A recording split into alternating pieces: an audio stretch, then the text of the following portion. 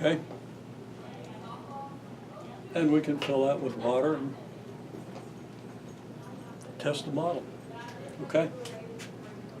Okay, so you have to know this process. Now, the other thing, you get this function. Now, we'll leave this model for right now.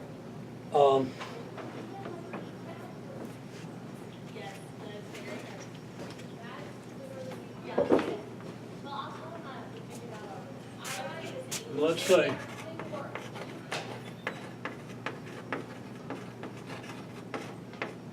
suppose the model is what? Let's say 0.01 t squared minus 3t plus,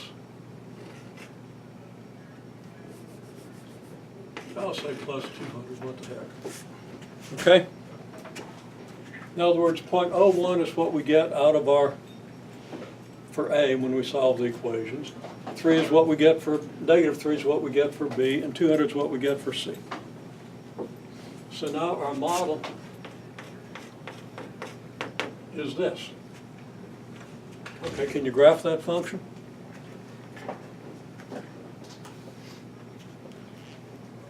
Okay, in our last class I told you everything you need to know to graph that function.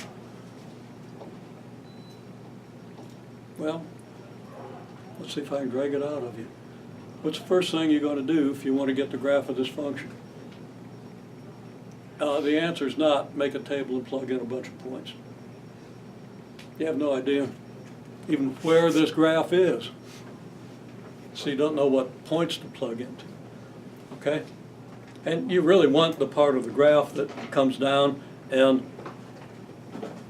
gives you a vertex, right? Take it, put it into the quadratic equation. The quadratic formula is your key. Not quadratic equation, quadratic formula is what you use to solve a quadratic equation. Now those two words go together, quadratic formula, quadratic equation. You know, your brain's going to trigger one or the other randomly at this point, but so that was perfectly good. But the quadratic formula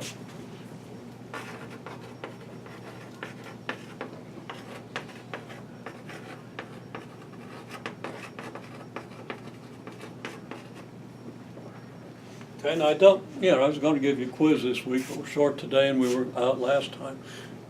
Expect one next week. Use quadratic formula.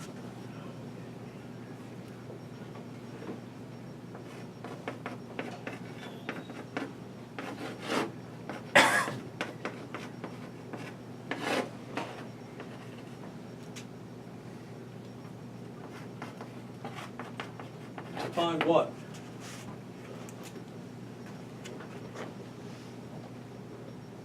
What's the quadratic formula give you? Axis of Symmetry. Vertex. Now, if you go back and look at what we did last time, it's up there, okay? It was up there a little late, so you might have looked for it and didn't find it. But since very few people are watching these, probably most of you didn't. And no reason you should have to watch them, especially if you take decent notes and write things down. But you would see, if you looked at that video, I told you everything that this quadratic formula tells you, and I expect that when you come in today, especially since you've had a whole week, you know. Okay? It's not high school. We don't really expect you to know anything, just circle the right answer. Now that's not true because, you know, as we're finding out, you know, our dual enrollment high school teachers are doing an excellent job. Okay, and most high school teachers are, but they have to teach to a bad test. So I've said that many times. So there are shortcomings in the way you're prepared to do that. Okay? So, you know, you come to class, I explain all this, I tell you everything. It's there, and I got, you know, you can always just look at the pictures to remind yourself of what you saw, right? You don't have to watch, you know, 40 minutes of video to click through and see what the pictures say, okay?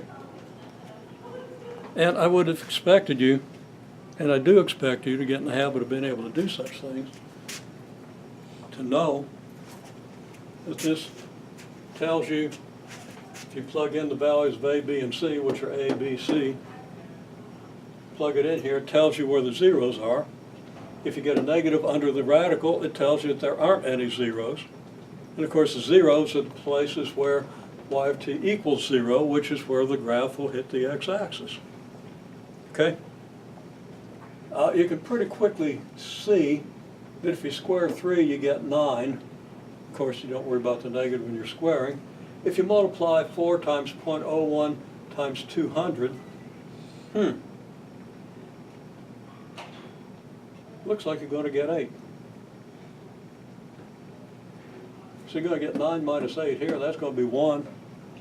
Square root of it's going to be 1. So you are going to get zeros, if I did that right. Thought I'd laid this high enough that you wouldn't, but it's okay that you do. Okay, so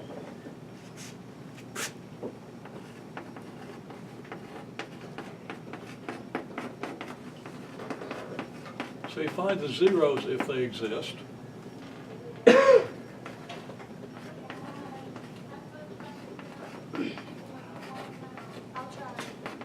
And more importantly,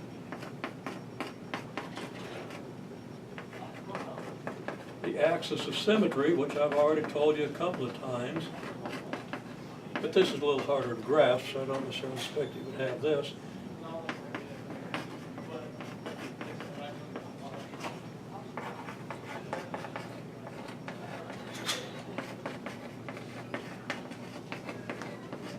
That's halfway between the zeros. And the axis of symmetry is what? Can you read it out of the quadratic formula? I've circled it in color at least a couple of times on different days. Negative b over 2a. Yeah, if I use color, you know it's important, okay? Yeah, it's right there. Because this is halfway between this plus this and this minus this. That puts your axis of symmetry halfway between the zeros, where it has to be if you got a parabola which is symmetric about its axis of symmetry. Meaning the zeros have to lie at equal distance on both sides, and so forth. Okay, you have that.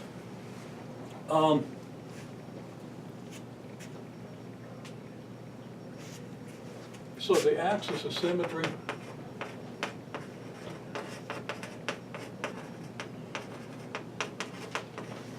is at t equals negative b over 2a, which is negative of negative 3 over 2 times 0.01, which is negative 150, yeah, which is, it's a negative of negative 3, it's 150. Okay? So at 150 seconds, this thing is at 0. It's not an unreasonable result in terms of what you've already observed if you observed the bottom. Now the tube went down a lot faster because it's thinner, okay?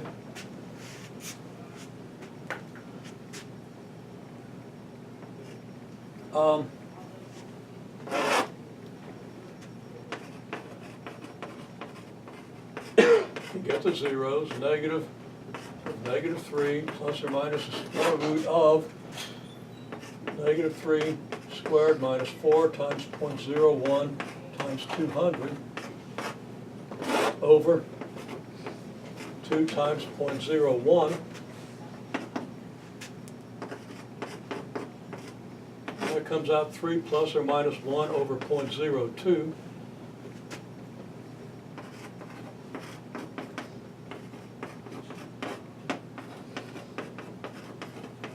So t is either 3 plus 1 over 0.02, and that's 200.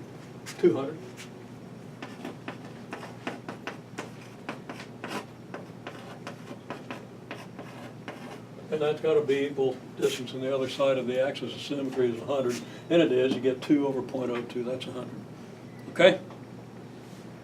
You shouldn't need a calculator to do those calculations, but if you do, go ahead. Because usually, when you do these, that 0.01 is going to be like a 0.01387 or something like that. Okay? Not going to worry too much about significant figures to get the process done, but then we'll patch that in. Okay, so tells us a couple of things. It tells us we want to do a graph. It tells us the axis of symmetry is out here at t equals 150. And you have zeros here and here.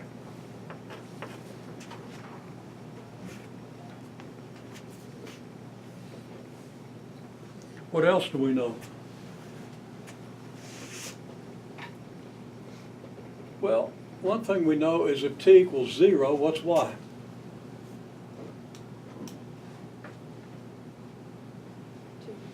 $200. Because you put 0 in here, you're going to get a 0 for this term, right? If this t is 0, this term is 0, so now you got 200.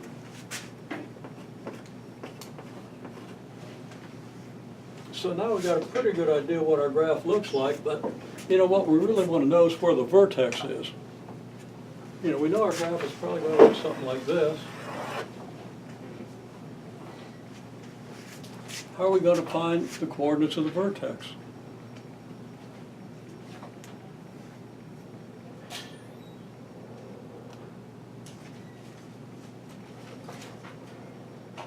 Should have done this.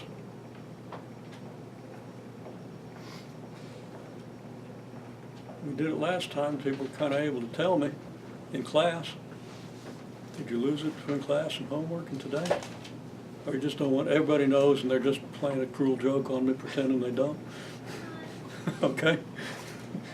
Y'all might do that. You know, I haven't gauged this class yet. I don't know how cruel you people are, but, okay. So, the vertex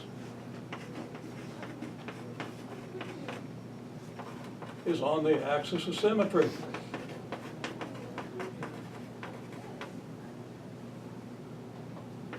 And that's t equals 150.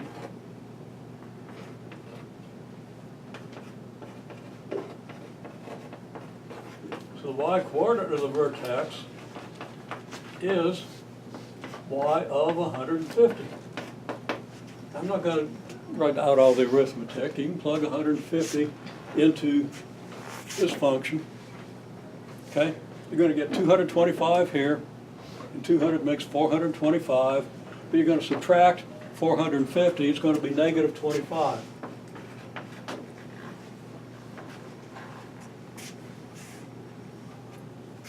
So your vertex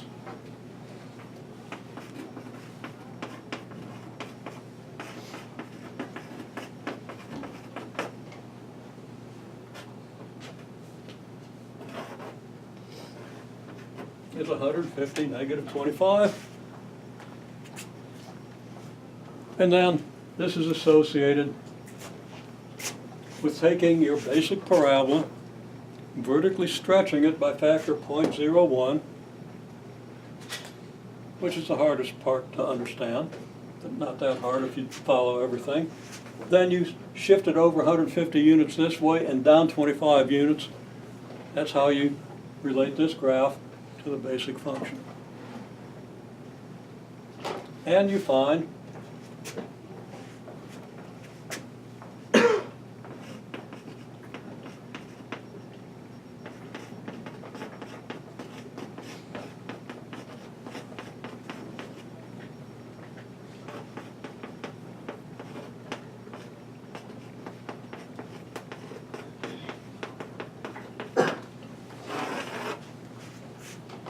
this is the form A times f of t minus h plus k, with a equal 0.01, b equal 150, k equal negative 25.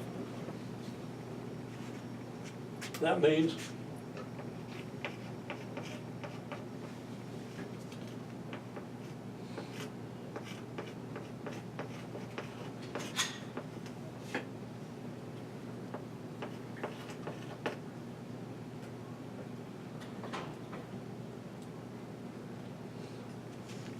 that's because your f of t is your basic quadratic function, y equals t squared, which is where we started this course.